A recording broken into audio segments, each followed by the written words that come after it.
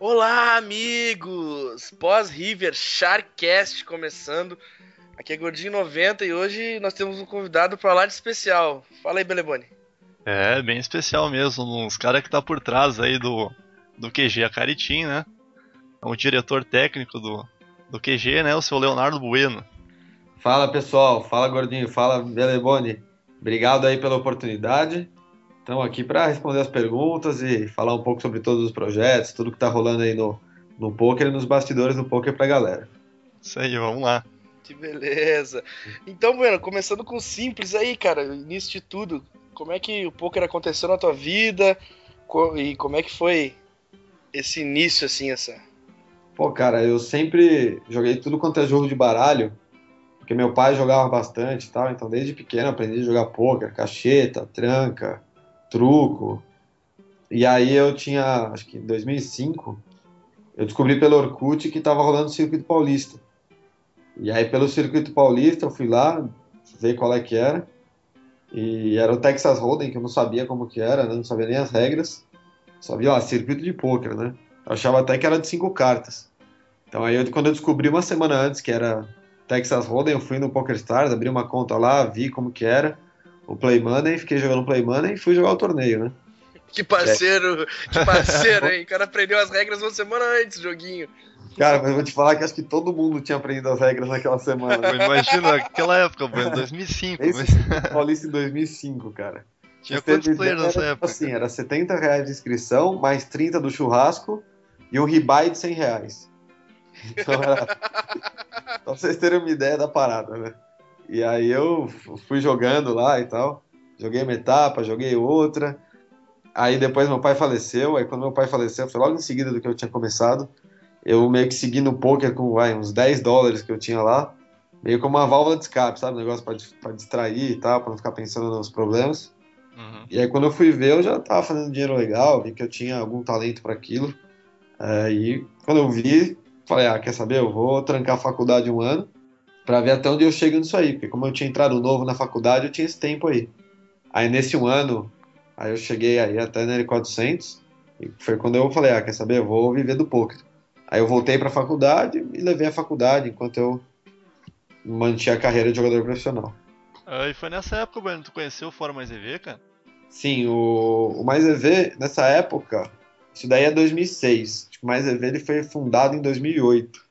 Então, nessa época de 2006 a Nossa, o 2008, Bueno é uns macacos velho mesmo, cara. sou novo, mas tem tempo de estrada. Pedra fundamental do Mais EV. O rapaz estava no início. Cara, acho que foi 2005, pô, daqui a pouco a gente completa 10 anos já. Sim. Nesse tempo a gente ficava no Orkut, na comunidade Pokermania. Aí eu já existia o clube do poker, mas eu não tinha muito hábito de entrar lá no clube do poker, porque eu não, sei lá, tinha preguiça de entrar no fórum, sabe? Tipo, o Orkut meio que fazia parte do dia a dia como o Facebook faz hoje. Então, você entrava, via teu e-mail, sabe? Entrava no Orkut, via as mensagens, e quando você via, você já estava na comunidade. Era prático, você interagia rápido com todo mundo. Aí o fórum era um algo a mais, sacou? Tipo, mais uma coisa que você tinha que colocar no seu dia. Mas aí acabou chegando uma hora que a comunidade estava ficando muito ruim, e o Roberto Rich, o Pepe, ele estava fundando o Mais EV. E eu já trocava ideia com ele um tempo antes. E ele me chamou para entrar lá no Mais EV, para discutir, porque eles precisavam de jogadores que discutissem bem mãos e tudo mais. E aí eu acabei entrando por causa do pedido dele e fui pegando gosto pela comunidade. E quando entrou no meu dia a dia, aí vou.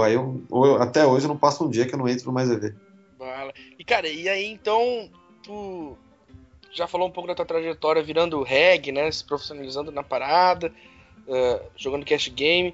E como é que foi essa transição de regular, de jogador profissional, pra trabalhar em outros projetos relacionados ao poker, assim? Tu sempre teve essa expectativa de trabalhar em outras coisas, em explorar outros mercados derivados do poker? Ou como é que surgiu isso na tua vida, cara? Então, na real, isso daí foram de maneiras diferentes. Foram, tipo, de pouquinho em pouquinho, as coisas foram aparecendo e as vontades foram aparecendo também. Mas eu joguei, comecei a jogar Pro mesmo em 2006, e eu só fui começar a dar coach em 2009. Então acho que nesse período o máximo que eu fiz foi gravar vídeos para alguns sites, mas ainda assim era bem preguiçoso, quase não fazia vídeo. Até que chegou em 2009 e um pouco para reduzir a variância, Um pouco porque eu sempre gostei muito de discutir mão. Sempre, se você procurar os posts meus no fórum, assim, antigos, vai ter uns posts gigantes falando sobre tudo aquilo, e eu resolvi que ia dar coach para 3 alunos só.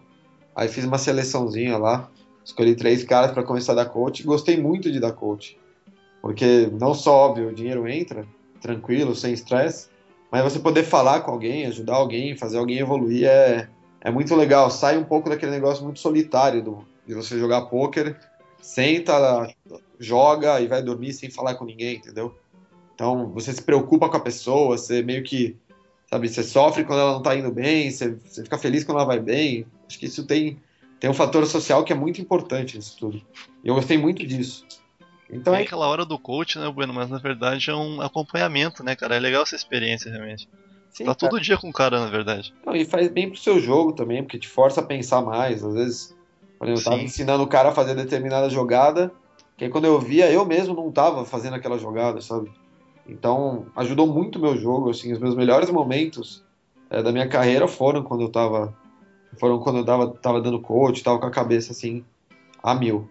E aí, por causa disso, eu fui aumentando, né? Com o tempo fui dando aula para mais gente, fui mantendo o grind, até que chegou o BPC, né? Aí quando chegou o BPC, eu assumi uma função de administrador lá, eu cuidava de todo o procedimento técnico, expansão de aluno, contratação de coaching, controle de qualidade do trabalho dos coaches, dos jogadores e tudo mais. Isso foi tomando um tempo que ia saindo no grande, né? Não deixava de dar coach. E eu fui achando muito legal trabalhar meio que nessa parte estrutural do poker, sacou? Mesmo que num projeto que ainda não era parecido com o que eu faço hoje. E aí com isso eu fui pegando um gosto que quando eu fui ver eu já estava jogando bem pouco e fazendo outras coisas, né? Pra quem não conheceu, o BPC acho que era um projeto de cash game, né? Isso, era um projeto que ele nasceu na Itália, e aí os fundadores italianos chegaram no Brasil, e qual que era a ideia? Era bancar jogadores para cash game, para Sim. dar coaching de graça, bankroll de graça, e os jogadores ficavam com uma parte considerável dos lucros. E aí quando eles chegaram no Brasil, eles precisavam de alguém para estruturar tudo. Então eles foram para o Rio, aí entraram em contato com o Pedro White, com o Chicon, e aí depois os meninos entraram em contato comigo, com o Gui, com o Fred, e aí eu acabei estruturando a parceria junto com o Mais EV e toda a estrutura técnica de fóruns, como que é seu dia a dia, quantas aulas, qual porcentagem, quanto que é pagar para coach, essas coisas todas, entendeu?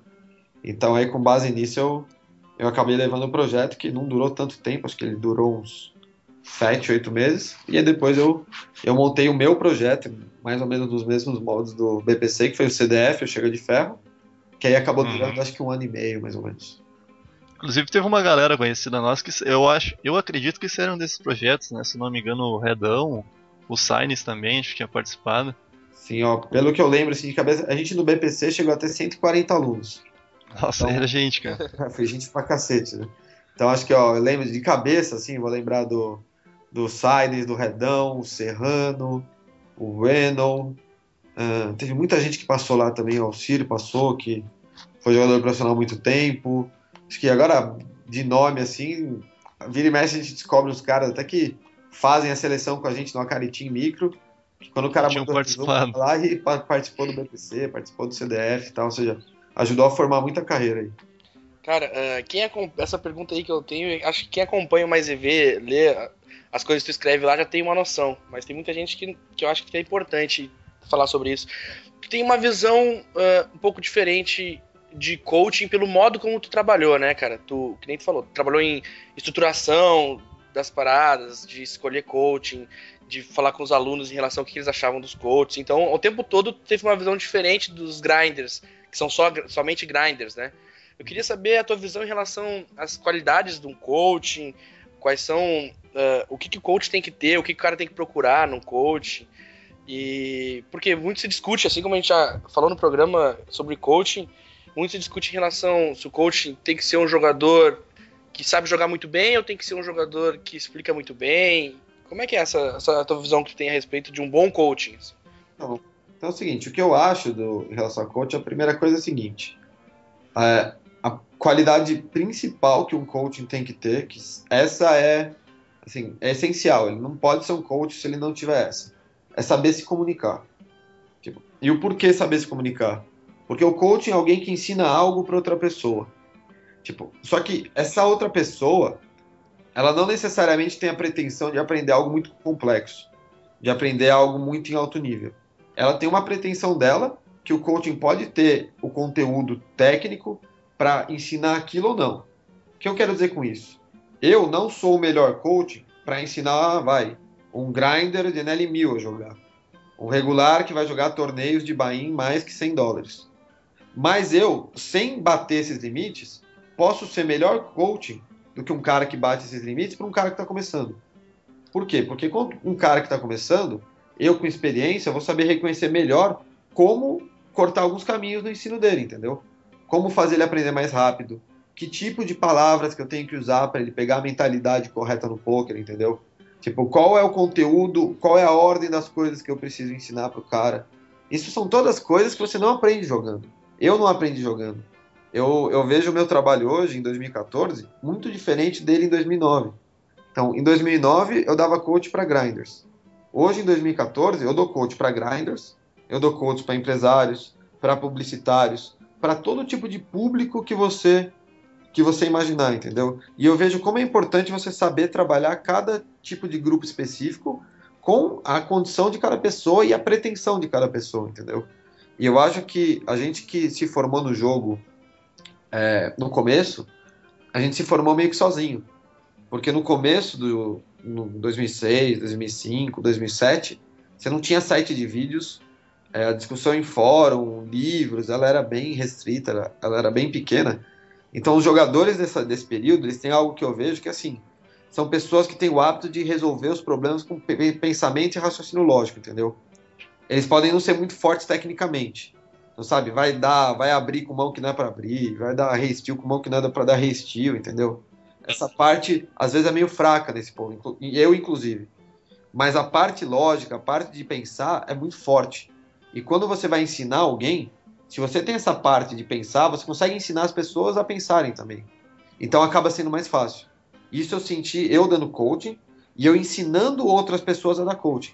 Porque eu trabalho com instrutores também no CT Super Poker, no QG, entendeu? Já trabalhei com instrutores no BPC, no CDF. E parte do meu trabalho em todas essas estruturas era ensinar as pessoas a ensinarem. Então eu via quem tinha facilidade e quem não tinha. E eu acabei identificando essas características, sacou? É por isso que eu discordo muito quando a pessoa vem falar que para ensinar você tem que necessariamente estar jogando. Porque a pessoa que joga, ela desenvolve algumas habilidades que não se traduzem em alguém que vai ser o melhor ensinador. Isso não só no poker, isso em qualquer área da vida. Você vai ver aí um engenheiro, o cara que é professor de engenharia não é necessariamente o melhor engenheiro. O cara que está dando aula na Poli não é o cara que está lá em Dubai construindo prédio, entendeu? Mas ele sabe passar muito bem conhecimento, né, mano? Isso, mas ninguém ensina melhor alguém a construir prédio do que o cara lá que está na Poli, o cara que está no MIT, sacou? Então, óbvio que você precisa de um conhecimento técnico, e esse conhecimento técnico que é o que vai limitar até onde você pode ensinar, entendeu? É por isso que eu não me proponho a ensinar ninguém a bater, por exemplo, NL2000, a bater torneios de buy-in de mais de $100. Mas eu me proponho a ensinar as pessoas a baterem limites baratos, a começarem carreira e a pensar poker. E no pensar poker, aí eu acho que isso, sabe, vai se encaixar com qualquer jogador de qualquer limite. Eu tenho meu pensamento de poker, meu raciocínio, e a pessoa pode ver se tem algo útil nisso para ela ou não. Mas eu não vou ensinar, por exemplo, um cara que é reggae, se ele tem que abrir o valete 9 suited do cutoff com 15 blinds ou não, entendeu? Isso o cara vai saber bem melhor que eu. Uhum. Da mesma maneira que às vezes tem um grinder de NL2K, por exemplo, que vai pegar um jogador recreacional e não vai saber ensinar para ele, não vai saber mensurar o conhecimento que esse recreacional tem para que ele possa entender o que tu está falando, né? Sim, é exatamente isso que acontece. Eu já vi muitos casos. Eu já trabalhei com muito aluno. Então, o pessoal que costuma comprar coaching, pagar por esse tipo de serviço, acaba não tendo aula só comigo, acaba tendo aula com outros profissionais. E a maior crítica que eu ouço desse pessoal mesmo, nesse feedback, é justamente essa. É tipo, o cara é muito bom, eu vejo que o cara é vencedor, o cara pensa diferente, mas eu não consegui aprender nada. Então, assim, do que adianta o cara ser vencedor, o cara pensar diferente, o cara ser um puta gênio do jogo, se ele não consegue saber passar isso, né? É verdade. O cara que tá pagando pelo serviço pegar algo disso, entendeu? Então é nisso que eu foco mais, é nisso que eu tento passar mais para os instrutores que trabalham comigo. Cara, e eu também concordo bastante. Eu acho bem interessante essa filosofia de pensar poker, né? A gente teve aquela discussão de code aquela vez, né, Gordinho, que era bem baseado nisso aí mesmo, nossa ideia também. É que muitas vezes a gente. É porque o poker, alguns pensamentos que são totalmente lógicos no poker, eles são um pouco contraditórios ao que a gente aprende na vida geral, né? Na vida normal, né? Principalmente a parte que vai gerando de equidade de mãos, né? De quando trabalha já com equidade de fold, essas coisas. Normalmente o poker ele vai um pouco contra o nosso instinto, né? Natural, sim, né? Por exemplo, a gente aprende a contar de 0 a 10 quando é criança. No poker não existe equidade zero pré-flop, né? Então, uma mão lixo, ela tem uma equidade. A contagem das cartas não é de 1 a 10, vai 14. Então, tudo isso acho que é interessante, assim. Realmente, essa proposta de fazer o cara abrir a mente pro poker, que vai facilitar ele no decorrer da carreira dele, seja profissional ou seja um cara que procura um hobby lucrativo. Eu gosto bastante dessa linha, dessa filosofia. Isso eu concordo com você. Então, a gente pensa muito em coisas do poker para levar para a vida. E é interessante como o poker é um jogo feito meio que para enganar as pessoas. Muita coisa que parece não é. Então, pensa assim, como que você tem que trabalhar a cabeça de um aluno para ele entender que às vezes ele tem que pagar uma mão que ele vai perder 70% dela. Tipo, sabe, você vai trabalhar o conceito de pot odds com equidade nele. Tipo, é uma pica pra você colocar na cabeça de um cara, ó. Sim. Você vai perder essa mão a maioria das vezes, mas você tem que colocar as fichas aí. Então, se você não sabe também trabalhar o psicológico para mostrar isso que o Gordinho falou, que o poker tem muita coisa diferente do que a gente está acostumado, cara, eu sei que eu vou perder a maioria das vezes e eu vou mesmo assim. Tipo, o cara não consegue colocar as coisas em prática, entendeu? Ou seja, tem que, de fato, até o nome do meu blog, mas tem que pensar fora da caixa mesmo em várias coisas para você ter sucesso no poker. Acho excelente, eu concordo bastante com essa linha. Cara, e aí, como aconteceu, eu acho que, na realidade, eu apostaria que foi realmente uma revolução, assim, na tua vida, o acontecimento do QG Akari, né, cara? Porque eu acho que entrou numa nova fase aí, né? Já vinha com alguns projetos que eram off-grind, já tinha uma experiência, né, que tu vinha trabalhando, mas acredito que dos projetos que tu tinha, esse foi o maior, assim, que aconteceu, né? Não tem nem comparação com nada que eu tenha feito, nada que eu tenha imaginado fazer, assim, tudo que eu estou envolvido agora. Então, eu comecei a comentar poker na ESPN numa parceria que o Mais EV tinha com o Par de Poker. E aí, numa parceria dessa, eu acabei conhecendo o Ari Aguiar, que é o narrador lá da ESPN, fiz amizade com ele. E olha como as coisas são. O Ari Aguiar, ele é marido da Josi. A Josi era a diretora da TV Poker Pro. Na TV Poker Pro já tinha gravado o Grinders, né? Uma época que era um programa de análise de mão de cash game, que eu já tinha feito com o Ivan Santana, com o Goff, com o Roqueiro. Então eu conheci ela por lá. E ela estava precisando de um comentarista para ir fazer o LAPT do Panamá.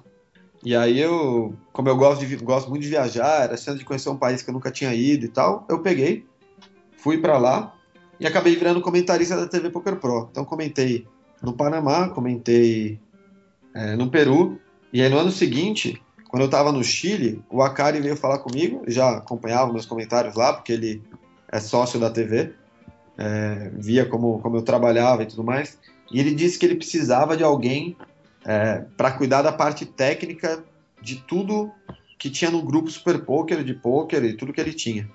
Isso incluía a revista Flop, TV Poker Pro, Mibilisca, enfim, tudo que tem de poker nessa esfera, Masterminds, precisava de alguém com cabeça de jogador que não fosse mais jogador. E na época eu já tinha parado de jogar, entendeu? Eu jogava não como grinder mais, de vez em quando não tinha nada a fazer, eu acabava jogando para fazer um troco. E aí acabou se encaixando com o que eu queria para minha carreira, porque eu via que tinham muitas oportunidades fora do jogo, porque eu acreditava muito no crescimento do poker, mas eu sabia que para eu pegar essas oportunidades eu não podia ser jogador. Então aí quando eu falei com ele, casou certinho com tudo que eu pensava, mas a ideia por enquanto não era o QG, que ele já tinha montado, mas o QG estava funcionando sozinho. A ideia era trabalhar no grupo Super Poker. Então, e também com outros produtos como o CT Super Poker, que é o site de vídeos que eu cuido hoje. E aí acabou que isso daí evoluiu para algo que a gente resolveu que não era o melhor lugar para eu ficar dentro do escritório do Super Poker. Que a melhor coisa a fazer era eu ir para o QG, e aí dentro do QG eu cuidar de algumas coisas técnicas do grupo, como eu cuido do CT hoje, mas bombar mais no QG, porque usaria melhor o potencial que eu tinha lá dentro. E aí em setembro, foi quando a gente finalizou setembro do ano passado, a gente finalizou todas as negociações, aí me tornei sócio do QG, com a função de cuidar do dia a dia técnico, ou seja, cuido de entrevistas para o time micro, seleção, das atividades, escolho o que a gente vai fazer, seleciono instrutores novos, monto cursos novos, cuido do controle de qualidade, de futuros projetos, crio produtos novos. Então, essa que foi a ideia de eu estar lá. Então, isso daí, com certeza, mudou minha vida, não só por estar no QG, mas por estar envolvido com a cara e você fica, assim, literalmente no olho do furacão. Tudo que aparece de novo no poker, todas as fronteiras que o poker tá expandindo, passam pelo Akari, porque ele que fez esse trabalho todo nos últimos anos, junto com o federal e tudo mais. E tá junto dessas pessoas, cara, você não tem noção quanto de coisa que aparece, o quanto de coisa que a gente tem que fazer, o quanto de projeto a gente tem. Então isso de fato mudou minha vida, porque acabou me dando a tranquilidade para falar, cara, foi a escolha certa parar de jogar, então estou fazendo o que eu gosto, estou trabalhando com ensino de poker, com perspectiva, e a coisa está bombando mesmo. Então, realmente, como você falou, é algo que mudou a minha vida. É muito interessante, assim, porque normalmente quando o pessoal fala em profissional de poker, o pessoal pensa bastante no grind, né? E muita gente não pensa nessas outras áreas, ou não pensa no depois do grind, né? O que o cara vai fazer. Então isso acho que é bem interessante ouvir uma experiência de alguém que teve sucesso nessa área no poker, e teve sucesso no grind, claro, mas teve sucesso também off-grind, sem sair do poker. Diga-se de passagem, né, Gordinho? Acho que hoje em dia o pessoal tá perdendo muito, cara, de focar só no lado de jogador. Tem muita coisa interessante pro pessoal fazer por aí. Sim, acho que com certeza, porque eu acho que o poker no Brasil ainda é um mercado novo, né, relativamente novo, e então as pessoas ainda tendem a serem mais lentas para explorar cada nova oportunidade que surge nesse mercado. Cara, então... mas eu vou falar um negócio para vocês. Tipo assim, duas coisas assim, pelo que eu vejo aqui. Uhum. O poker no Brasil, relativamente, ele é um dos maiores mercados do mundo. Tipo, e por que eu digo isso? Você pega lá, onde que o poker é grande no mundo hoje? Você vai pegar nos Estados Unidos, mas não tem poker online. Então, o poker não é algo que passa muito pelo dia a dia das coisas nos Estados Unidos. Você pega na Europa, você tem poker online, regulado, você tem poker live, mas o poker também não passa muito pelo dia a dia das coisas. Você não vê, por exemplo, nos Estados Unidos, muitos dos profissionais indo em programas grandes relevantes de televisão, entendeu? Na Europa, você não vê muitos profissionais indo em programas grandes relevantes de TV, aparecendo nas revistas relevantes. Aqui no Brasil, não. Aqui no Brasil, acho que o trabalho foi tão bem feito que o Akari sai na VIP, o QG sai na VIP, entendeu? Daqui a pouco sai entrevista na Playboy, aí sai capa da Globo. Então, acho que a proporção que o poker tá tomando no Brasil, o Ronaldo é agenciado pela Nine, ou seja, o Akari é agenciado pela Nine, então ele tá junto com o Ronaldo. Tipo, assim, a gente não consegue ver em outro lugar do mundo o poker tendo essa projeção, entendeu? Dentro de um país. E por todas as coisas que eu tô envolvido, as coisas que eu tô vendo, a tendência é isso crescer muito mais, tá crescendo muito mais, tem muita coisa que tá para chegar, que tá para aparecer no mercado, entendeu? Então, eu concordo com você, Beleboni, que o pessoal perde muita oportunidade. E na minha opinião, o pessoal perde oportunidade porque o jogador de pôquer ele é preguiçoso. O jogador de pôquer, ele tem uma carreira que não é fácil. Não é fácil você viver de grind e tal. Você tem estresse, você tem que ganhar dinheiro, e se não ganhar dinheiro vai ter mais estresse e tudo mais. Você enfrenta fields difíceis, mas é uma profissão que, assim, tirando esse lado, ela é meio fácil. Você trabalha em casa, você não dá satisfação para ninguém, você não tem chefe, Toda a liberdade de horários também, né? Você tem liberdade de horário, entendeu? Tipo, ela tem várias facilidades. Eu acho que por essas facilidades, as pessoas não pegam e tiram a bunda da cadeira para ir fazer coisas, sacou? Para ir fazer projetos como, por exemplo, esse que vocês estão fazendo. Hoje você tem um podcast, vai ganhando visibilidade, daqui a pouco vocês arrumam uma maneira de monetizar isso daí. Enfim, as coisas giram, isso daí é inevitável que vai acontecer, entendeu? Então a maioria das pessoas fica nessa de, já que eu ganho no jogo, já que eu sou lucrativo no jogo, então eu vou parar por aqui. E esse que é o maior problema, porque quando a pessoa faz isso, ela deixa de aproveitar inúmeras oportunidades que estão aí, é só ir atrás. Comigo foi assim, e eu também passei por um período que eu ficava lá, pô, eu ganho no jogo, então foda-se o resto. Ah, continuo ganhando no jogo e ganho no coach. Pô, foda-se o resto, pra que eu vou fazer mais coisas? Depois que eu comecei a trabalhar com o André, eu vi que, pô, não importa o quanto que eu tô ganhando hoje, em quantas áreas que eu tô ganhando hoje, dá para ganhar mais se você trabalhar mais e fazer mais, entendeu? Se você fizer as coisas bem feitas, as coisas acabam fluindo. Então, eu acho que é isso que muito jogador de pôquer precisa se tocar. O pessoal já começou a se tocar, já tá todo mundo investindo mais em mídia. Daqui a pouco um monte de marca vai começar a entrar nesse mercado, porque os preconceitos já foram quebrados. Então, acho que o pessoal mais novo não viu como que era o pôquer antes, mas você ia jogar num lugar, você não sabia se iam fechar o torneio ou não. Você não sabia se você ia ter que dar justificação na delegacia ou não. Nenhuma marca vai querer se envolver numa situação dessa. Hoje a situação é bem diferente. Tanto que você vê a Sky patrocinando o BSOP, Ducati patrocinando o BSOP, tem negociação de marca para patrocinar o André, para patrocinar outros jogadores, entendeu? Para fazer ação com os jogadores de pôquer. Então, quem se posicionar bem vai acabar caindo nesse meio, não tem escape.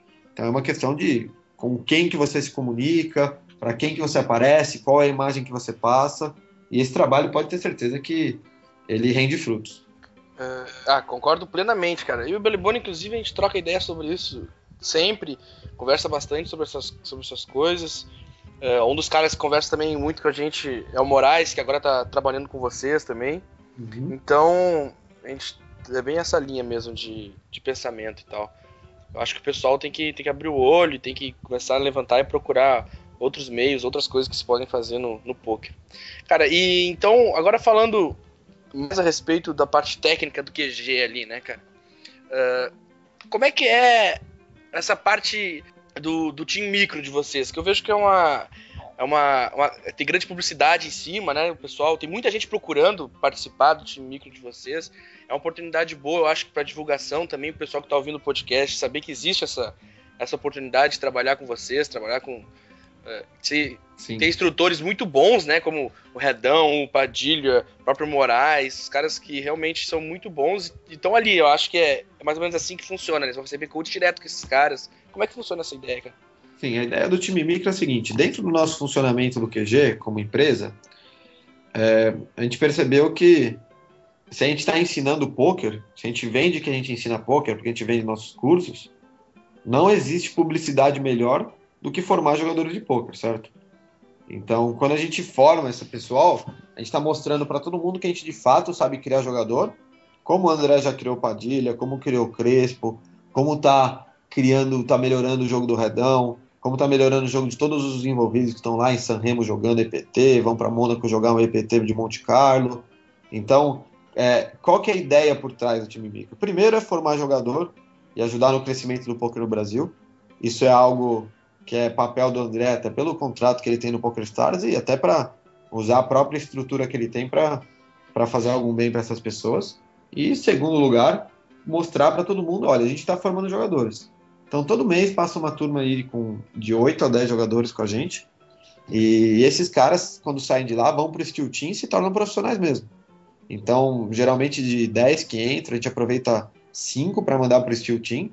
Dos outros 5, alguns a gente acha que ainda não está no momento de ir para o Steel Team, mas os caras se viram, se tornam profissionais, vão para outros times, entendeu? Jogam por conta. Então, a gente tem um aproveitamento muito bom disso daí. E durante o tempo que eles ficam com a gente, eles têm estrutura assim, perfeita para eles jogarem, porque eles vão para o nosso QG em Cabreúva, aí lá eles não precisam se preocupar com nada, a gente tem cozinheira, mulher para lavar roupa, você tem segurança lá, administração, tudo que eles precisarem, a gente vai e compra, resolve tudo. E aí eles têm coaching comigo e com o Redão. Então, eu separei o ensino em 2 áreas. Separei uma área mais técnica, que o Redão cuida. Então, a parte mais prática do jogo. Então, quantos big blinds você vai jogar em tal spot, qual range aqui, assim, assim, assado, textura de flop e tudo mais. E uma parte mais de lógica, raciocínio, filosofia do jogo, que sou eu que cuido. Então, eu faço aí 4 aulas, ele faz 4, e a minha é focada para abrir a cabeça dos caras. Além disso, eles têm acesso ao nosso curso mensal e ao nosso curso semestral. Então, o nosso curso semestral é um curso que a gente faz 6 aulas por 6 finais de semana, onde a gente de fato destrincha vários conceitos e faz algo muito completo. Então, a aula do semestral que o pessoal do micro tiver lá, é a aula que eles vão pegar. Então, por exemplo, o último time micro pegou uma aula de jogo pré-flop. Mas assim, um jogo pré-flop avançadíssimo. Então, com certeza é um diferencial para esses caras. Então é dessa maneira que funciona. E aí depois que eles saem, a gente ainda mantém o contato, a gente auxilia na carreira, divulga os resultados, dá os conselhos para eles saberem trabalhar a imagem, como conduzir a carreira. Então fica uma espécie de relação muito, muito produtiva para todo mundo, porque a gente cria jogadores que vão acabar fazendo marketing para a gente, a carreira deles inteira, e a gente forma carreiras lucrativas de jogadores que agora vão ter algo para fazer da vida, vão ter uma profissão legal e vão estar envolvidos num projeto muito bacana. Alguns deles que a gente acha que se encaixam com coisas mais específicas que o grupo tem, a gente traz para perto e se tornam instrutores do QG, instrutores do CT Super Poker. A gente pode bancar para fazer uma reta em Las Vegas, uma reta na Europa, uma reta aqui no Brasil, ou pode trabalhar com a gente nas nossas mídias. Enfim, tem um monte de coisa que a gente pode envolver todo mundo. É uma oportunidade muito interessante. Eu acho que o pessoal que ouve o podcast e tem essa intenção, né, de buscar, acho que é interessante mandar lá pro Team Micro e concorrer a essa oportunidade aí que, sem dúvidas, é uma das melhores que existe hoje no mercado, né? Quem tiver interesse, manda e-mail lá, caritim@gmail.com, conta a sua história de vida, como entrou no poker, quais são seus objetivos, e manda um print screen do seu gráfico do Chartscope. Então, aí se vira, manda lá e a gente vai fazer a seleção. Lembrando que a gente recebe aí mais de 5 mil e-mails em média. Pouquinha gente. Só 10. Então, assim, é muita gente, mas tem que ir tentando, né? Tem sempre o pessoal que vai tentou mais de uma vez, porque estatisticamente é muito difícil conseguir de primeira, né? Vai que bate, né? Tem que dar uma runadinha ali, né? Tem que runar um pouquinho pra conseguir... Aí você vê que o cara já é bom de flip, né? O cara que... a conta do bem, cara né? é boa, né? Já tá valendo sim. já, né? Cara, ainda sobre o QG, que tem tantos projetos, tantas coisas, que a gente acaba fazendo várias perguntas, né? Sobre esse projeto gigante de vocês. Tem outras coisas ainda que eu tenho na cabeça que eu quero saber, mas para aproveitar ainda essa pegada, falar um pouco sobre o curso, cara. Só tem um curso mensal, você tem um curso semestral também, né? Funcionamento do curso, voltado para que tipo de aluno, e como é que vocês trabalham em relação ao curso? Então, a gente tem 2 cursos lá. O primeiro curso, que é a base de tudo, é o curso mensal. Então, o curso mensal, ele é um curso que a gente tem aí a lotação máxima de acho que 35 alunos, e é um curso que ele é aplicado no final de semana. Então o pessoal vem do Brasil inteiro para o nosso QG lá em Cabreúva. Então aí a gente faz o translado dos aeroportos e tudo mais para receber o pessoal. E aí o pessoal tem uma aula teórica com a Kari e comigo na sexta-feira à noite. E aí no sábado tem exercícios que eu aplico junto com o Redão, e à tarde, isso meio-dia mais ou menos. Aí depois tem atividades que a gente faz pelo QG, joga bola, assa uma carne lá e tudo mais, interage com todo mundo. E aí às 4 horas entra o Akari para fazer a segunda parte do curso, junto comigo e junto com o Redão. E aí à noite, quando acaba isso daí, acaba por volta de umas 10, 11, nesse dia a gente tem atividades interativas, materiais com vídeo, material teórico mesmo. Aí à noite costuma ter um session review do Redão, a gente joga Cidade Dorme com o pessoal lá, para passar uns conceitos legais que a gente acha que tem muito a ver com poker. E aí no domingo, todo mundo entra em campo para jogar, né? Então aí entra aí o Padilha, entra o Redão, entra o Akari, geralmente algum convidado que a gente chama joga lá também. Então, nesse tempo que eu estava lá, já passou o Nicolau, passou o Bruninho Cauti, João Simão, Fábio Freitas, o Thiago Camilo. A gente sempre chama alguém que entende bastante do jogo para jogar e para o pessoal ter contato com alguém que pensa diferente da gente. E aí nesse grind de domingo, ficam todas as telas nos telões, a gente coloca lá alguns projetores, e aí o pessoal vê o jogo de todo mundo com as cartas reveladas, pode fazer pergunta, a gente tem microfone para explicar por que a gente está fazendo determinada jogada, para mostrar que de fato o que a gente ensina na sexta e no sábado é o que a gente faz no domingo. Bueno, falou em Cidade Dorme, né, cara? Um jogo que envolve um pouquinho o ego do pessoal. O Moraes falou que é reggae bom já, cara. Todo eu mundo não acredito, que eu falo cara. é o melhor reggae do mundo, eu não entendo isso, né? Cara, se até o Ratito fala que é reggae bom, eu gosto Sim, o Ratito. Não, cara, o Ratito tem um problema que ele é top 3 em qualquer coisa que ele faz. Qualquer atividade é um fenômeno. ele é top 3, Sempre. E a gente já jogou bola com o Ratito, viu que... Não- Tá Goleiro, puxado, artilheiro, né? matador, né? Não, mas a gente usa muito Cidade Dorme lá, porque a gente acredita que Cidade Dorme tem muito a ver com poker. E Sim, é assim, verdade. o jeito do Akari, o meu jeito de pensar poker é raciocínio lógico, é forçar os seus adversários a errar, é pensar assim, que maneira que eu posso explorar uma situação que eu criar. Então é um jogo muito mais de raciocínio do que simplesmente mais técnico, mais clicador de botão. E acho que isso tem muito a ver com Cidade Dorme. Então a gente usa o Cidade Dorme para mostrar as coisas que a gente consegue pegar das pessoas, fazer elas errarem, fazer elas se contradizerem. E como que a gente consegue fazer isso no poker? Então, vira e mexe, a gente está lá jogando a Cidade Dorme, aí acaba uma partida, quando a gente vai ver, a gente está discutindo poker com aqueles conceitos, entendeu? Então, acho que isso é muito interessante, a gente colocar os nossos alunos para jogarem Cidade Dorme, para aí sim irem aprendendo e abrirem a cabeça, que com certeza vão se tornar melhores jogadores de poker. Cidade Dorme é um jogo sensacional. Ô, Bueno, eu tava lendo esses dias no teu blog, cara, contar um pouco como foi essa experiência, que você falou que tava, depois de muito tempo, voltando aos panos, né? Uhum. Que no último domingo, eu acho que o senhor grindou uma session aí, né? Pô, eu fiz uma sessionzinha que eu joguei aí de Bigger 11 até Sunday 500. E foi bem legal, cara, porque eu tinha muita, não dúvida, cara, mas eu tinha um pouco de curiosidade como ia ser quando eu estivesse jogando. Sim, Porque como eu falei lá no Mais EV, como eu falei no meu post, eu nunca pensei tanto poker na minha vida de tantas maneiras diferentes, entendeu? Porque em um dia eu tô gravando vídeo pro CT. Aí no outro dia, ou no mesmo dia, eu tô revendo o vídeo de algum instrutor do CT para ver se tá bom. Aí no outro dia eu tô dando aula ao vivo. Aí no outro dia eu tô montando uma palestra de poker e negócios. Na outra eu tô dando aula para algum publicitário. Aí na outra eu tô montando um outro projeto de poker. Aí na outra eu tô comentando poker na TV. Ou seja, eu tô pensando tanto, mas tanto poker, que o negócio tá ficando, sabe? Tô falando poker melhor que eu falo português, entendeu?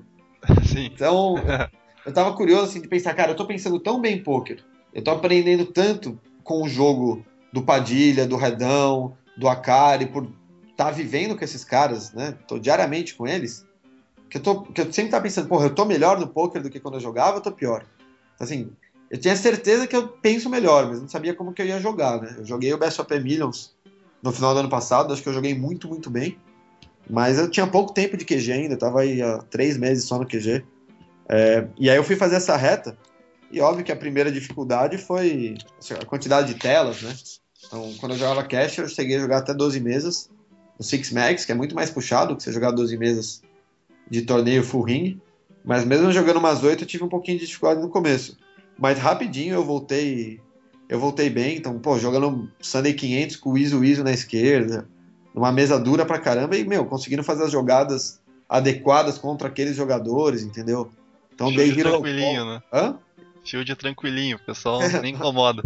Pô, e aí, isso que eu achei mais tesão, cara. Pô, joguei uma mão lá com o Iso, e, pô, foi uma mão que eu joguei até bem, mas dava pra ter feito uma jogada muito boa no River que eu não fiz.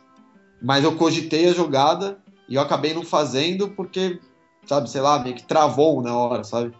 Então Aham. era uma jogada que não era uma jogada muito simples, mas, pô, naquele spot contra ele, acho que era uma jogada boa. Então eu falei, porra, eu tô conseguindo pensar uma jogada legal contra ele. Aí daqui a pouco, assim, eu não fiz essa, mas as outras eu já falei, não quero saber, eu vou pensar, eu vou fazer. E aí eu tirei aquele bloqueio, né? E aí fiz jogadas boas contra outros jogadores e tudo mais, o jogo foi fluindo. E eu acabei indo longe numa reta lá do Bigger 11 que aí eu senti que eu nunca joguei poker tão bem quanto eu joguei naquele torneio. Então, assim, eu matei o field de 200 left até cair em nono do Bigger. E eu matei porque eu tô pensando o poker muito bem. E eu vejo que hoje eu faço várias coisas que eu não faria se eu tivesse só jogando por conta própria, entendeu? Mesmo que eu estivesse jogando torneios. Porque eu acho que muito do que eu fiz em todas essas jogadas é um pouco de uma coisa que eu aprendi com o Redão, outra que eu aprendi com o Padilha, outra que eu aprendi com a Kari, outra que eu vi eles fazendo e pensei numa maneira melhor de eu fazer, entendeu? Então, eu fiquei muito, muito feliz com o meu jogo e fiquei muito animado porque vem uma reta live forte. Aí eu vou jogar LAPT e vou ficar um mês jogando WSOP lá. Então, é bom tá com o É jogo, bom. bem afiado porque a reta é cara. Big 11 tem que ter uma conta muito boa, né, pelo menos. Sim, o Cara, Big 11 eu ganhei bastante flip pra chegar longe lá, assim, não posso negar. Gordinho que chega e crava, né, cara? Eu cheguei e olhei de novo, né? Não, eu só me inscrevi no Big 11 porque eu não vi que tinham 24 mil pessoas. A estrutura... Pouquinha gente, né, pra Pô, jogar. a gente começa lá no QG umas 2 da tarde a jogar a reta de domingo. E eu tava planejando jogar assim, vai, até uma meia-noite, 1 da manhã, se algo desse muito certo, né? Aham. Aí eu fui me inscrevendo lá, o warm-up, entrei em Late, Sunday Million pra entrar depois, 55. Aí tava faltando tela, eu falei, esse Big 11 tá justo, né? Vi quanto pagava, eu falei, é esse mesmo. Quando eu vi era 4 da manhã, não tava nem na mesa final ainda. Que parada. Mas foi legal, foi uma experiência bem legal. Conseguiu bolhar Big 11 e Big 55 ao mesmo tempo. Sério, é muita bolha, hein, filho? Tá puxado, cara, tá puxado. Nasceu pra bolha mesmo, cara. Não tem pra jogar satélite. Eu tô ligado que você tenta aí, mas para de jogar. Para de jogar. Pô, bueno, puxei vaguinha pro LPT agora, cara. Aí sim, pô, vamos Aí sim, agora vamos. Vamos que vamos. O PS ficou com dó do Belebone. Falou, meu Deus, rapaz, não pega uma vaga, bolha todas. Mas Belebolha. Fiquei sabendo dos apelidos já, pô. Eu leio, mas... foda, né? Imagina a fase, Bueno, os leio. caras terem esse apelido. Eu devo ter cravado muita coisa pra ter esse apelido, né?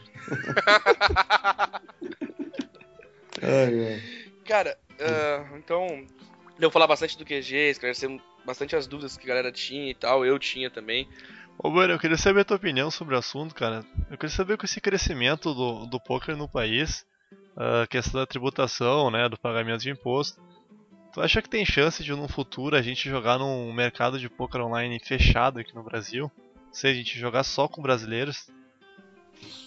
Olha, isso eu acho muito difícil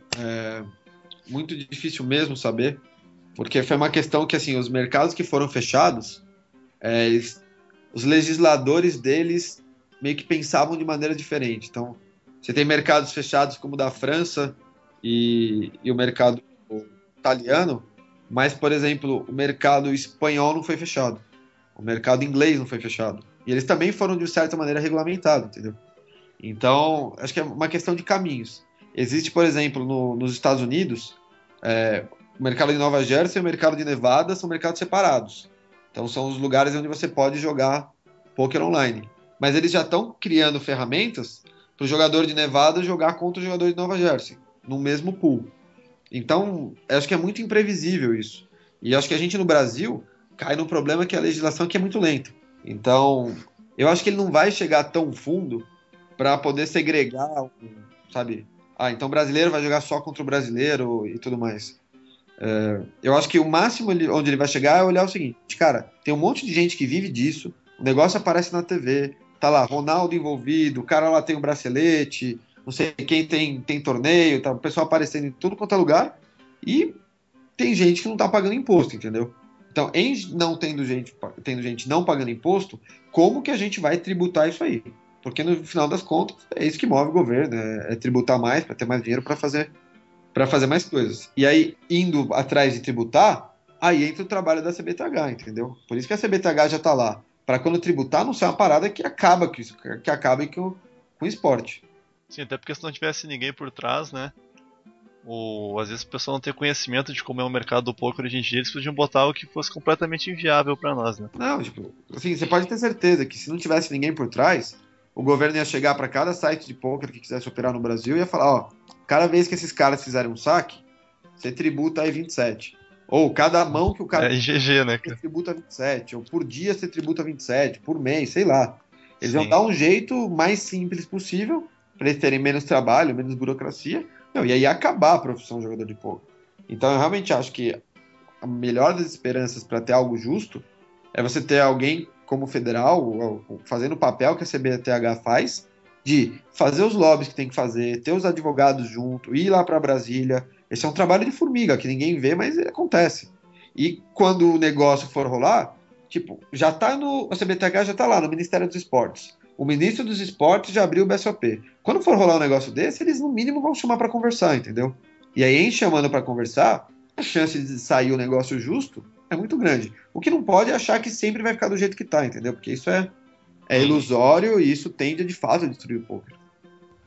Cara, quando tu fala desse trabalho da CBTH e tal, que muita coisa a gente não vê, eu tenho uma impressão que no geral, aí não falando da CBTH, que eu acho que é um órgão, sim, com um intuito bem profissional, com um modo de agir bem profissional.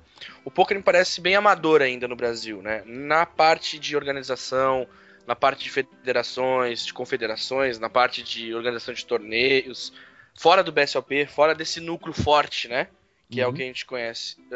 Tu concorda com isso? Tu acha que o poker ainda é bem amador no Brasil? Tem muito para crescer ainda? Como é que é essa Assim, tua eu visão? acho que fora desse núcleo, qual que é a minha visão do poker? Assim, no poker você tem hoje no Brasil poucas pessoas que se dispuseram a de fato trabalhar com poker e fazer o negócio bem feito.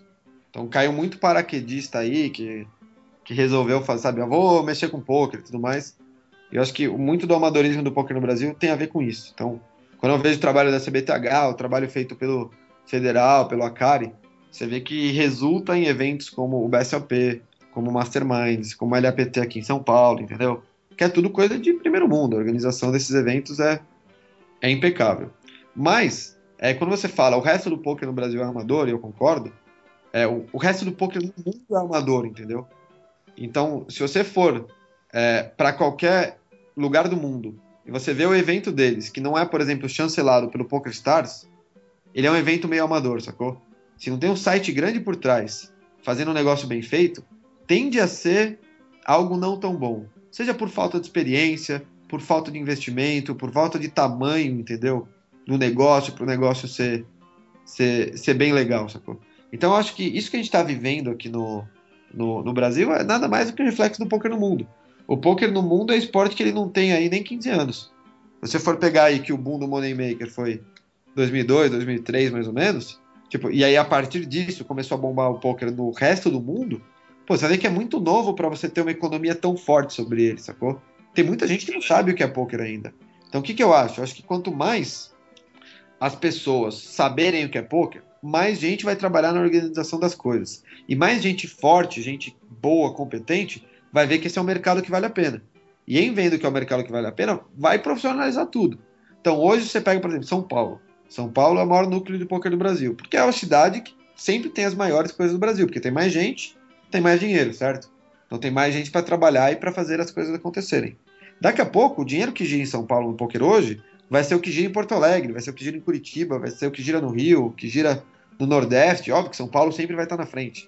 E aí, com esse dinheiro, vai vir um cara que vai falar, quer saber? Por que eu não organizo, por exemplo, o que o CPH é hoje em São Paulo, organiza um circuito muito forte no Sul, sabe? Para, de fato, fazer, sabe, um negócio muito, muito grande.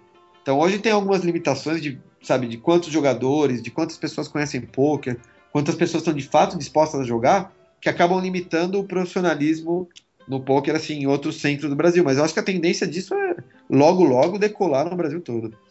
E aqui no Sul, quando tem eventos grandes, acho que a gente sente diferença no field. Que não dá pra comparar com o de São Paulo, né? O pessoal tem, no geral, um poder aquisitivo maior e muito mais gente também. Sim, essa diferença é bem importante, sabe? Mas é aquele negócio, hoje, digamos que 0,01% da população de São Paulo joga pôquer, e a mesma porcentagem de Porto Alegre joga pôquer. Então, óbvio que sempre vai ser menos. Só que, se daqui a pouco você triplica a quantidade de pessoas em Porto Alegre que jogam pôquer, você já consegue chegar mais ou menos no que tem de gente jogando pôquer aqui em São Paulo, entendeu? E aí você consegue fazer coisas grandes, coisas mais, sabe, mais bem feitas, longe de...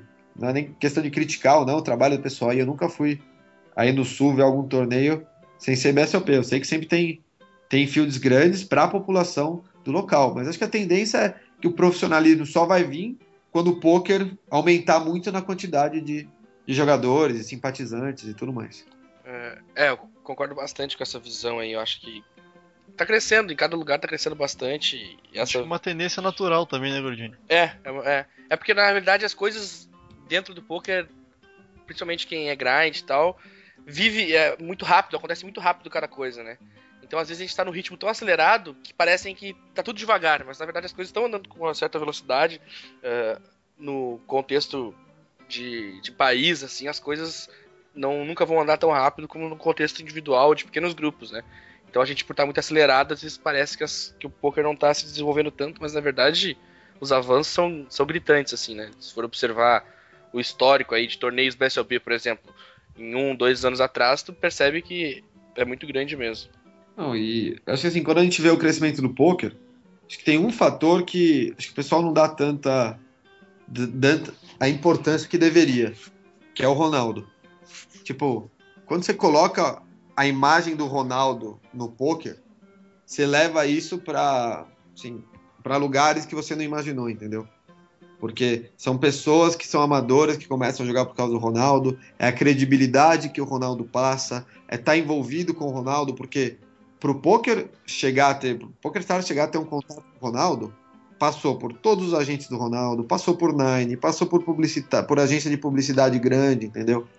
Então, você pega, por exemplo, eu tava com o André, eu tenho uma palestra de poker e negócios que eu aplico junto com ele, né?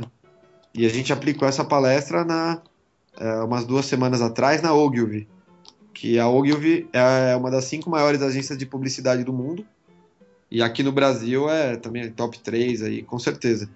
Então você levar uma palestra de poker e negócios para um lugar desse faz com que você ganhe uma credibilidade para outros lugares, entendeu? Daqui a pouco aquela marca que não queria anunciar no poker tá vendo que a agência de publicidade que cuida da conta dela tá investindo no BSOP, tá levando gente para dar palestra lá dentro, entendeu? Tá usando conceitos do poker no seu dia a dia. E esses preconceitos vão sendo quebrados. Quando esses preconceitos forem completamente quebrados e o poker for algo do dia a dia, como um esporte da mente que tende a crescer, a gente vê que o mundo ele passa por um crescimento hoje de atividades intelectuais. Então tem mais gente jogando jogos de computador, tem mais gente lendo na internet, tem mais gente em smartphone, tem menos gente jogando futebol, menos gente jogando vôlei, menos gente jogando hand. Então a tendência é que isso desemboque para assim, o que faz as pessoas pensarem? Onde elas competem com o pensamento? E o poker é algo assim, entendeu? Então acho que por tudo que eu tô vendo, pelo que eu converso com gente que é desse meio, o poker não vai parar de crescer, tende a crescer e vai ficar assim, vai explodir. E quando você vê que o Ronaldo é o cara primeiro cara que abraçou isso, você fala, daqui não tem como ficar menor, entendeu? Tipo, no mínimo vai ficar assim, ó, o Ronaldo sempre lá, PokerStars, as pessoas envolvidas, vira e mexe foto dele jogando. Pô, a gente tá... essa palestra de poker e negócios que eu faço com o André, ela é agenciada hoje pela empresa que mais agencia palestras no Brasil, pela maior empresa de agenciamento de palestras que tem. Ou seja, a gente vai rodar o Brasil mostrando como que o poker muda as decisões que as pessoas têm, como o poker auxilia seu crescimento pessoal. E o que isso vai fazer? Isso vai fazer com que um executivo que antes não conhecia poker se interesse pelo negócio, vá ver poker na televisão, vá jogar. Quanto mais gente estiver inserida nesse meio, é mais marca que vai estar lá, é mais gente para jogar poker e engordar o field, é mais aluno que vai querer aprender. Ou seja, para todas as pessoas envolvidas no poker, acaba sendo bom, entendeu? Concordo plenamente, cara. É justamente isso. O crescimento é exponencial e não tem. A frase que tu usou, cara, é perfeita. Não vai diminuir, entendeu? Disso não vai, cara. Já tá num ponto que o que tem que acontecer é crescimento. Não tem muito pra onde correr que não seja isso. Então, assim, só pra falar do negócio que o André tava conversando comigo esses dias, ele teve uma reunião com o pessoal que é headhunter, ou seja, o pessoal trabalha com contratação de profissionais, contratação de executivos, e o que o pessoal estava comentando com ele é que coisa de 4 anos atrás, 5 anos atrás, se o cara mencionasse que ele jogava pôquer, isso automaticamente era algo que, assim, desclassificava o cara, sacou? O cara precisa ser muito, muito bom para o fato dele jogar pôquer não influenciar na decisão da empresa. Porque a empresa associava aquilo ao vício, associava, pô, o cara vai ser gambler, o cara vai investir em coisa que não é para investir e tudo mais. Hoje, as empresas já se conscientizaram que pensar desse jeito é imbecil. Que o cara que é jogador de pôquer, ele vai saber avaliar risco melhor que os outros, ele vai saber lidar com pessoa melhor que os outros, ele vai saber ter mais controle, ele vai ser melhor em tomada de decisão. Então, hoje, as pessoas já estão procurando executivos que de fato jogam pôquer. Então, já é algo que o cara que está fazendo a entrevista, ele solta lá, não, mas você gosta de algum jogo? O que você pratica? O que você tem de hobby? E quando o cara fala que ele joga pôquer, o cara dá uma cavucada para saber quão sério o cara joga, se o cara tirou alguma coisa do jogo para a carreira dele, sacou? Então, assim, só de você ver uma transformação dessa, em questão de 4, 5 anos, você pensa assim, até onde isso vai? Daqui a pouco o jogador de pôquer ele se torna um cara que ele vai ser cobiçado no mercado, sacou? Então, a sua opção de carreira não vai ser mais só jogar poker em casa. Vai ser talvez trabalhar numa empresa dando uma consultoria de lógica, análise de risco. Entendeu? Tem um monte de coisa que pode acontecer, que é muito legal. Sacou? E a gente que tá no, como eu falei, a gente que tá no olho do furacão, a gente que tem contato com o mercado acaba chegando na gente, porque é a gente que fez esse trabalho. A gente não, André, né? Hoje eu faço junto com ele. A gente que fez esse trabalho todo. Cara, você não tem noção como as pessoas estão enxergando o poker hoje. O poker tá na ponta da língua de todo mundo quer aprender, todo mundo quer pegar os conceitos. Você fala das coisas que. Eu hoje sou um cara muito melhor, mais eficiente, mais racional por causa do poker.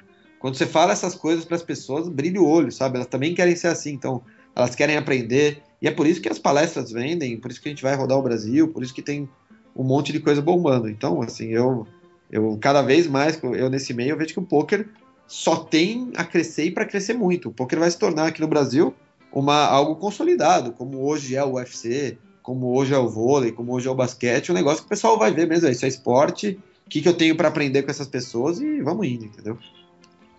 Sim, acho que é bem por aí mesmo o pensamento, e acho bem interessante essa linha de levar o pensamento do poker pra fora do poker, né, cara? E é bem legal, acho que pode ajudar muito a pessoa em vários aspectos da vida dela. Todos os jogadores de poker que se tornaram profissionais, ou até o pessoal que não é profissional, mas estudou um pouco mais de poker, percebe no seu dia a dia, eu acho que principalmente em situações de análise de custo-benefício, o quão o poker é importante, né? Em situações de lógica, de percepção, de tomar decisões entre opções também. Mais crítico também, né, Gordinho? Exatamente, fica mais fácil, eu acho, depois que o cara começa a aderir a essa lógica do poker, começa a pensar poker. Eu acho que é bem interessante pra galera que não... Às vezes o cara gosta de poker, quer aprender um pouco mais, mas não quer se tornar um profissional. Mas muitas vezes vale a pena ele fazer um curso ou estudar um pouco mais pra aprender a lógica, aprender o pensamento do poker que pode ser aplicado na vida dele, na profissão dele, e pode gerar vários benefícios pra ele que não necessariamente seja com o baralho na mão, né? Diz aí, é bem isso que a gente vê, cara. A gente vê assim, quando a gente aplicou essa palestra de poker e negócios que eu montei junto com a Kari, a gente pegou assim, quais eram as coisas que de fato mudaram na nossa vida. O Akari é um cara que sempre teve negócios, e os negócios dele que prosperaram foram os depois do poker. Então, assim, o que mudou nele como gestor, nele para enxergar as situações, quais riscos que ele sabe que ele pode tomar, quais ele sabe que ele não pode tomar. E aí, quando você passa isso para as pessoas, cara, são pessoas que muitas delas já são de sucesso sem pensar desse jeito, entendeu? Então, quando elas vêm, cara, e olha o quanto que eu tô perdendo, olha o quanto que eu poderia ter mais sucesso, olha, o cara já pensa, pô, eu tô fazendo a coisa do jeito errado. Tipo, uma coisa que me marcou bastante, uma das coisas que a gente coloca na nossa palestra, é o quanto que o jogador de pôquer, ele não liga para resultado, entendeu? A gente não liga se vai bater o out do cara, se não vai bater, se liga no processo, em jogar a mão bem, entendeu? Sim, E sempre tomar a decisão correta, né? Exatamente. E isso pra gente parece tão óbvio, mas pro mundo não é assim, entendeu? O mundo é guiado por resultado, por metas. E aí quando você mostra pro cara que se ele se importasse menos com as metas e mais com o processo, os resultados iam vir melhor sem uma cobrança pessoal para algo que ele não controla, sacou? Então assim como a gente não controla o baralho, o cara não controla o mercado, quanto que vai vender, sabe? Mas o cara controla um processo bem feito. Então, pô, isso daí muda como uma empresa é gerida, se você consegue pegar na veia e passar a mensagem de uma maneira legal. E é isso que a gente vê acontecer, cara. Você conversa com essas pessoas e o cara fala, porra, hoje eu já tô mudando o jeito que eu toco tudo aqui. E eu tenho certeza que a empresa do cara vai ser muito mais eficiente depois disso. Então, eu acho que isso, o poker tem muito a agregar para a sociedade em geral. É perfeito, eu acho essa análise bem na minha linha de pensamento também. Existe muito a acrescentar, uma atividade... Como qualquer atividade intelectual, ela tem muito a acrescentar, né? Então, muitas vezes a pessoa não está naquele meio de atividade intelectual específica, mas com certeza ele absorveria algo importante, aprenderia ou mudaria alguma coisa no que ele pensa a respeito dos assuntos do cotidiano dele devido a essa atividade intelectual. Sim, sim. O Bueno, quer deixar algum recado, cara, pro pessoal que te segue nas redes sociais, o pessoal que te segue no teu blog e pro mundo do poker no geral, né? Acho que só passar uma mensagem, acho que para todo mundo que tem interesse em trabalhar com outras coisas no poker além do jogo, acho que não tem uma mensagem a passar sem você tirar a bunda da cadeira e fazer as coisas, entendeu? Muitas coisas que a gente faz, a gente tem que ter um certo plano e a gente não vai ver o resultado disso de imediato. Então isso acaba, sabe, impedindo muita gente de fazer alguma coisa. Então, por exemplo, quando eu comecei a comentar na TV Poker Pro, eu ganhava muito pouco lá, eles não podiam pagar muita coisa, mas eu sabia que aquilo era o começo de um projeto que eu tinha, que aquilo ia me levar em algum lugar. Então, se em algum momento eu parasse e pensasse, putz, eu tô ganhando esse tanto para trabalhar X horas, para viajar, para ficar longe de casa e tudo mais, eu com certeza teria quitado, teria ido fazer outra coisa. Mas quando você começa a arquitetar um plano e você vê que esse seu plano de carreira de jogador de pôquer envolve, por exemplo, se comunicar com muita gente, fazer contatos, fazer mídia, ganhar uma notoriedade para que você crie um produto seu, que você vai vender esse produto seu, isso só vem com trabalho. E é um trabalho que, como eu disse, você não vê o resultado diretamente. Então, assim, só para mostrar como as coisas são. Quando eu comecei a comentar na TV Poker Pro, a minha lógica era assim, eu vou comentar aqui, aí eu sei que eu tenho uma visibilidade de X mil pessoas que assistem a minha transmissão, eu vou conseguir vender coach meu para alguns desses, e com coach eu ganho dinheiro que acaba compensando e fica um dinheiro legal, o quão pouco a TV me paga. Então meu planejamento era esse. Conforme as coisas foram evoluindo, hoje eu tenho meu blog, que eu atualizo ele diariamente, minha página no Twitter, minha página no Facebook, falo com gente no Grupo Bandeirantes quando eu comento por lá, continuo comentando na TV Poker Pro. Tipo, hoje, com toda essa mídia, eu não dou mais coach, mas se eu quisesse dar mais coaching, eu teria, assim, alunos infinitos.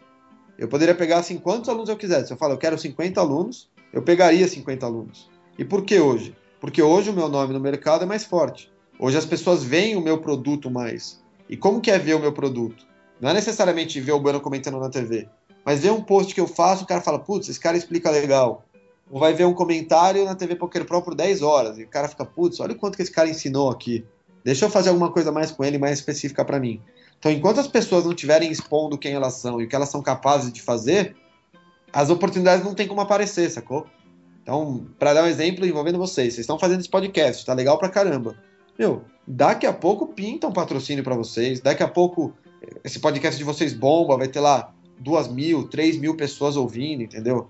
Daqui a pouco você faz uma edição especial de Las Vegas, e aí algum brasileiro lá ganha alguma coisa em Las Vegas e o interesse no poker aumenta e o negócio bomba para todo mundo, entendeu? E aí quem que vai estar na pole position para daqui a pouco ter um programa com anunciante, com site bancando, entendeu? São vocês, entendeu? Ou seja, eu acho que é isso que os jogadores têm que pensar. E no final, a conta toda se resume a quantas pessoas você está se comunicando. Então, hoje vocês se comunicam, não sei para quantas pessoas no podcast, eu me comunico para algumas no meu blog, algumas no meu Facebook. Conforme você vai aumentando isso, você aumenta o seu potencial na carreira de fazer inúmeras coisas. É isso que o Akari faz, é isso que a gente ensina o pessoal do QG a fazer, é o que eu faço, é o que o Redão faz, é o que o Moraes está começando a fazer. Então, óbvio que não significa que todo mundo é obrigado a fazer isso, mas eu acho que é um caminho que vale muito a pena e tem muito a acrescentar na carreira de qualquer jogador. E também deixar as portas abertas para quem quiser tirar qualquer dúvida mais específica, me procura em qualquer lugar aí que sabe que eu vou estar, ou seja, no meu blog lá, o www.pokerforadacaixa.com, meu Twitter, @bueno09, a minha página no Facebook, digita lá Leonardo Bueno, dá um like, manda mensagem por lá. Qualquer dúvida que qualquer pessoa que estiver ouvindo aí tiver sobre gerenciamento de carreira, sobre o poker no Brasil, sobre como trabalhar nesses bastidores que eu trabalho. Pouca gente sabe, mas é muito difícil achar gente para trabalhar no nosso meio, porque muita coisa que a gente precisa fazer, a gente precisa de gente que não jogue. E as pessoas, em geral, elas querem jogar e trabalhar com algumas coisas. Então, para dar um exemplo, a gente no QG está precisando muito de alguém para trabalhar com as nossas mídias. Então, mídia social do QG, mídia social do CT Super Poker, mídia de todos os nossos jogadores, trabalho de produção de vídeo, de fotos. Então, a gente precisa de alguém para morar lá, para ganhar bem, mas que não pode jogar. E, em geral, a nossa dificuldade é essa. O cara quer jogar e algum trabalho o cara não pode pegar, e daqui a pouco o cara, sabe, a gente precisa de alguém para fazer um vídeo, mas aí o cara, quando o cara não tá acertando dinheiro nos torneios, o cara faz o vídeo porque ele precisa do dinheiro, aí quando o cara acerta um big hit, ele deixa de fazer vídeo, entendeu? Então, o que eu quero dizer com isso? Em geral, o mercado do poker no Brasil, que, tá para explodir, precisa de gente com profissionalismo. Então, se alguém que tá ouvindo aí tiver interesse em trabalhar em alguma área, com sangue nos olhos, ser profissional mesmo, entre em contato com a gente que sempre dá para achar alguma coisa. Anúncios do pós-River. É, Ouviram o homem, você é anunciante, invista no pós-River. O cara vai ficar mais caro daqui a pouco. Tá vendo, ó? Se adianta, você malandro. Mais uns 6 meses de podcast, negócio bombando, legal pra caramba do jeito que tá. Começa atrás de site pra ver se os caras não dão aquele linha pra vocês não, viu? Falando pra vocês. Parece. vamos ver, cara. O jogo é pra frente, né? Sim, pô. Então, queria agradecer ao Bueno por ter cedido esse tempo. A gente sabe que é bem difícil, a gente já vem conversando, né, Bueno? Um tempo pra tentar fazer esse programa, mas é muita... Na correria aí, a gente tava difícil. Cara. Esses estrelas aí, tem muitas coisas pra fazer, né? Fica difícil, mas o cara realmente deu pra ver que ele veio atrás, falou quando ele tinha realmente o tempo disponível, procurou mesmo, tava disposto a ceder a entrevista. Então eu queria agradecer mesmo a tua participação aí, cara. É muito importante, não só pra nós, mas pra galera que ouve também, a galera que gosta de saber, né, um pouco mais sobre os caras que eles conhecem, sobre os caras que são os ícones aí no poker, a galera quer saber um pouco mais. E tu acrescentou muito, além da fase como jogador, eu acho que, mas principalmente essa fase que é mais peculiar, que poucas pessoas iam poder falar sobre trabalhar com poker sem ser no grind, né? O mercado do poker hoje em dia, né, Rudi? Exatamente. Então, muito obrigado, cara, por participar. E com certeza, em outras oportunidades, podendo fazer um monte de coisa diferente aí. Será sempre bem-vindo no nosso programa. Que isso, eu que agradeço aí pelo espaço. Queria também parabenizar vocês pelo trabalho. Tá muito legal o podcast de vocês. Como eu falei, eu ouvi aí já quase todos. Continuem assim e, pessoal, vão dar uma prestigiada que o trabalho dos meninos tá legal e com certeza vem muita coisa boa pra vocês aí. Precisando de mim, pode contar sempre aí, viu? Ah, massa, valeu, Bueno. Cara, muito obrigado pela participação. E então a gente vai encerrando, né, mais um Sharecast e até o próximo programa.